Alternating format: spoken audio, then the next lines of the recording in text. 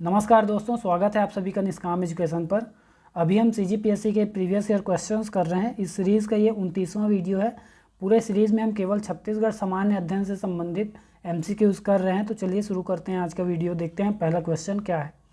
पहला क्वेश्चन है, छत्तीसगढ़ राज्य के राजकीय चिन्ह में क्या अंकित है। ऑप्शन है वन भैंसा, छत्तीसगढ़ का नक्शा, राजीव मंदिर का शिखर या फिर अशोक स्तंभ। तो यहाँ पास करेक्ट आंसर हो जाएगा अशोक स्तंभ। ठीक है, लाल रंग में राजकीय चिन्ह में अशोक स्तंभ अंकित है, जिसके नीचे जो है सत्यमेव जयते लिखा गया है। जो वर्तमान में छत्तीसगढ़ का जो राजकीय चिन्ह है उसे 4 सितंबर 2001 को अपनाया गया था। ठीक है, इसमें गोलाकार आकृति में जो है परिधि में, यह गोलाकार आकृति में है। ठीक है, और इसके परिधि पर जो है छत्तीसगढ़ के 36 किले बने हुए हैं। ठीक है, छत्तीसगढ़ के 36 किले बने हुए हैं पूरे परिधि पर। और याद रखेंगे इसमें जो है धान की बालियां इस प्रकार से अंकित है। बीच में यहाँ पास अशोक स्तंभ है। ठीक, नीचे यहाँ सत्यमेव जयते लिखा गया है। और अशोक स्तंभ लाल रंग में है, याद रखेंगे अशोक स्तंभ जो है लाल रंग में है। फिर नदियाँ जो है तिरंगे के रंग में है। नदियों को दर्शाया गया है, राज्य की नदियों को दर्शाया गया है तिरंगे के रंग में। नदियाँ 3 रेखाओं में इस प्रकार से दर्शाया गया है तिरंगे के रंग में। ठीक है, नदियों के अलावा याद रखिए इसमें धान की बालियाँ हरे रंग में। किले जो है 36 किले दर्शाए गए हैं जो समृद्धि के प्रतीक हैं। ये किले भी हरे रंग में दर्शाए गए हैं। ठीक है, और ऊर्जा के प्रतीक ऊर्जा चिन्ह जो हैं नीले रंग में अंकित हैं, नीले रंग में अंकित हैं। और इसकी जो पृष्ठभूमि अर्थात बैकग्राउंड है वो वाइट है। इसके बाद अगला क्वेश्चन देखते हैं। अगला क्वेश्चन कौन सा है, छत्तीसगढ़ में बघेलखंड के पठार में किस युग की चट्टानें प्रमुखता पाई जाती हैं। तो यहाँ पास कौन सा करेक्ट आंसर हो जाएगा। देखिए बघेलखंड में जो है कौन सा चट्टान पाया जाता है, गोंडवाना शैल समूह पाया जाता है। ठीक है, गोंडवाना शैल समूह पाया जाता है जो कि कार्बोनिफेरस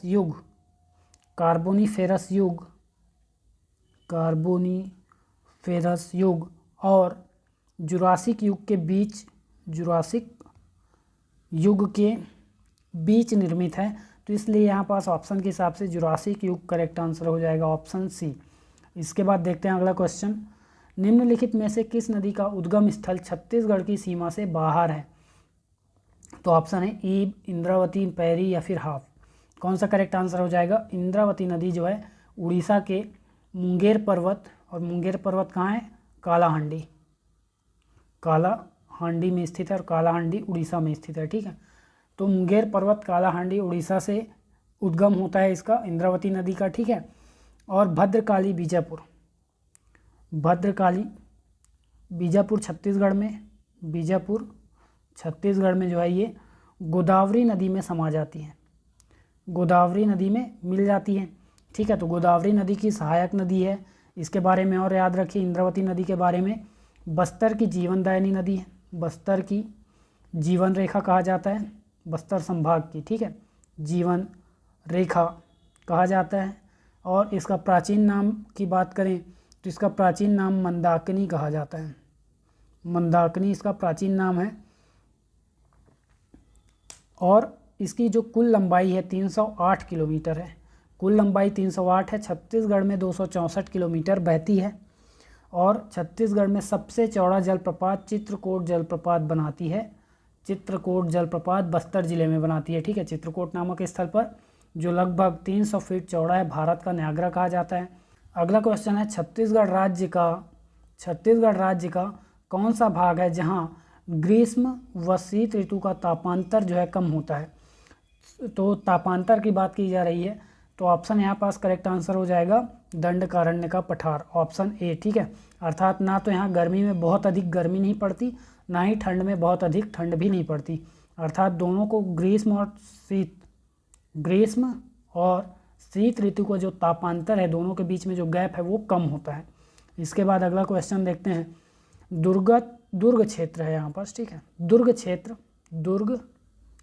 क्षेत्र के बेलोची और ढेलकाडांड में क्षेत्र में जो है कौन सा खनिज मिलता है। तो ऑप्शन है मैग्नीज, टिन, बॉक्साइट या फिर सीसा।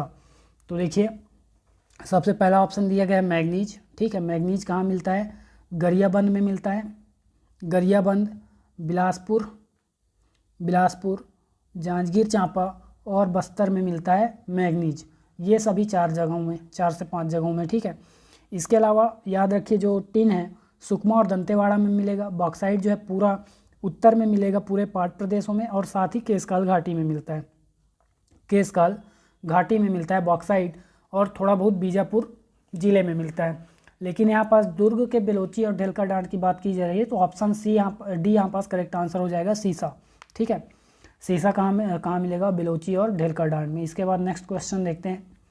रायगढ़ जिले के कोयले के परतों के बीच, रायगढ़ जिले में कोयले के परतों के मध्य खाली स्थान मिलता है, तो एस्बेस्टस, फायर क्ले या भ्रक या फिर ग्रेफाइट। तो कोयले के परतों के बीच फायर क्ले मिलेगा, ठीक है, ऑप्शन बी। इसके बाद देखते हैं अगला क्वेश्चन। सरपंच के पद पर आकस्मिक रिक्ति होने पर स्थापन्न सरपंच के रूप में कौन कार्य करेगा? तो ऑप्शन है उप सरपंच, वरिष्ठतम सदस्य, या फिर विहित अधिकारी द्वारा नियुक्त सदस्य, या फिर सदस्यों द्वारा अपने में से चुना गया सदस्य। कौन सा करेक्ट आंसर हो जाएगा यहाँ पास? तो सदस्यों द्वारा। सदस्य कौन होते हैं? पंचायत के सदस्य कौन होते हैं? पंच होते हैं। तो पंचों में से अपने में से चुना गया एक सदस्य क्या होगा? स्थापन सरपंच का कार्य करेगा। तो ऑप्शन डी राइट आंसर। इसके बाद देखते हैं अगला क्वेश्चन। निम्न पांडु वंश के राजाओं को उनके कार्यकाल अवधि के अनुसार बढ़ते क्रम में सजाइए। तो सबसे पहले कौन आएगा यहाँ पर? सबसे पहले तो उदयन था, ठीक है, उदयन, फिर इंद्रबल, तो इंद्रबल आ जाएगा सबसे पहले, इंद्रबल। इसका मतलब पहला कौन सा हो जाएगा? 3। फिर इंद्रबल के बाद नंददेव प्रथम, तो 2, फिर महाशिव तिवारदेव, तो 1, फिर चौथे में हर्षगुप्त, ठीक है, हर्षगुप्त। तो 3, 2, 1 और 4, 3, 2, 1 और 4, ऑप्शन कौन सा सही हो जाएगा यहाँ पास? ऑप्शन सी करेक्ट आंसर हो जाएगा, ठीक है। यहाँ पास 3, 2, 1 और 4 होना था, 3, 2, 1 और 4। इसके बाद देखते हैं अगला क्वेश्चन। किरारी के यज्ञ स्तंभ में उल्लेखित पदाधिकारी कुलपुत्रक कौन था? तो कुलपुत्रक यहाँ पास कौन था? याद रखेंगे, अभियंता या फिर मुख्य मिस्त्री था। ऑप्शन ए राइट आंसर है, ठीक है। इसके बाद देखते हैं अगला क्वेश्चन। सही उत्तर दीजिए।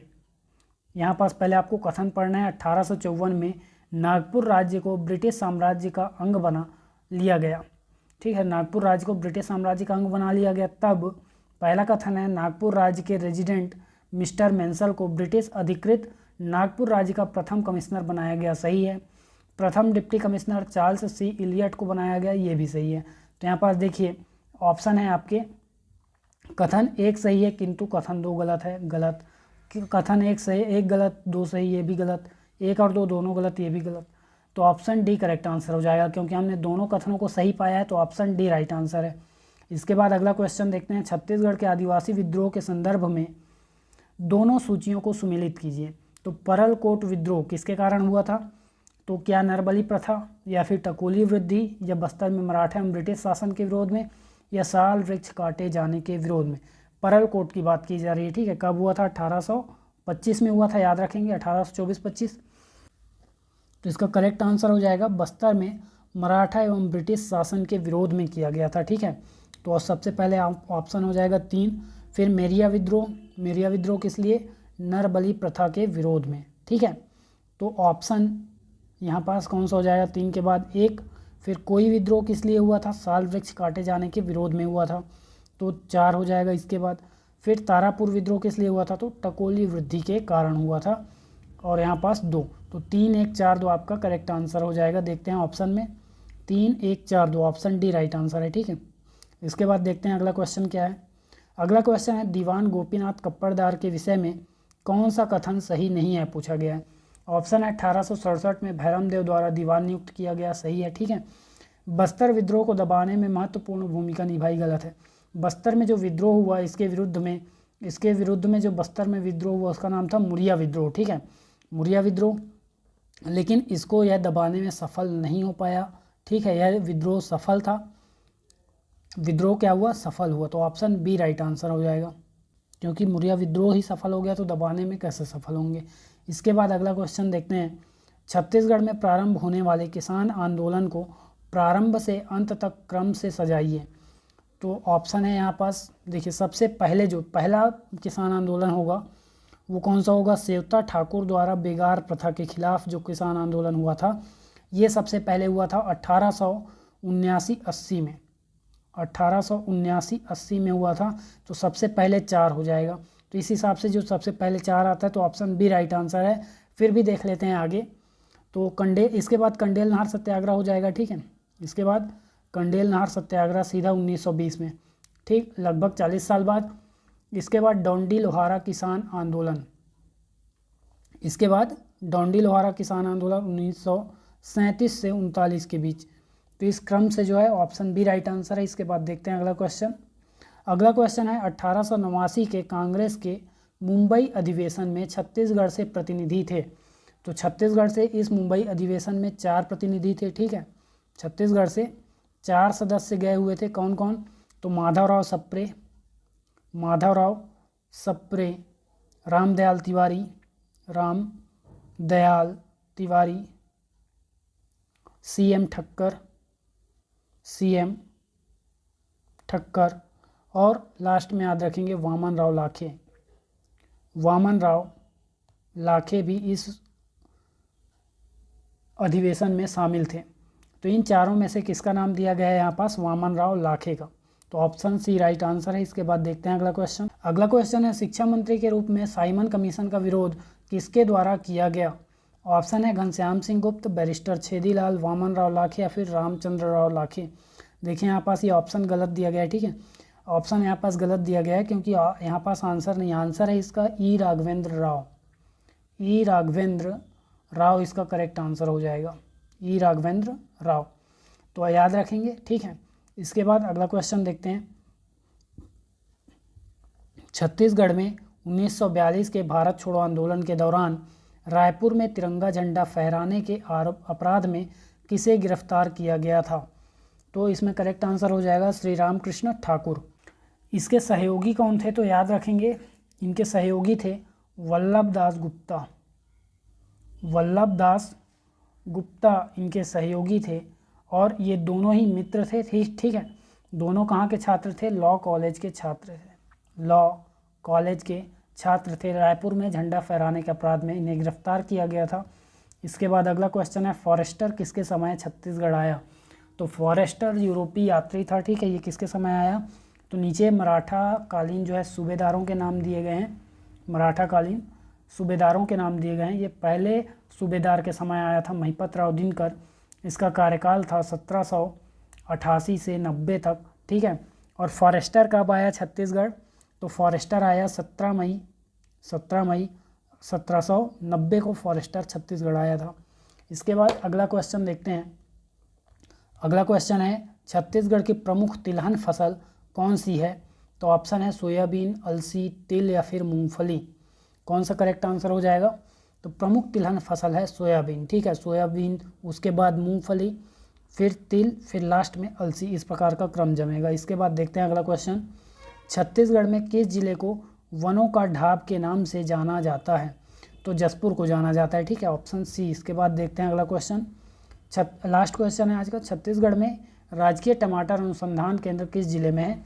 तो ऑप्शन यहाँ भी डी करेक्ट आंसर हो जाएगा, जसपुर, क्योंकि जसपुर में लुड़ेक स्थित है, ठीक है। लुड़ेक, और लुड़ेक को जो है क्या कहा जाता है? टमाटर की राजधानी कहा जाता है, इसलिए यहाँ जो है राजकीय टमाटर अनुसंधान केंद्र स्थापित है। तो इसी के साथ जो है वीडियो समाप्त होता है। इसी प्रकार के और वीडियोज़ के लिए जुड़े रहिए चैनल से। वीडियो में अंत तक बने रहने के लिए धन्यवाद।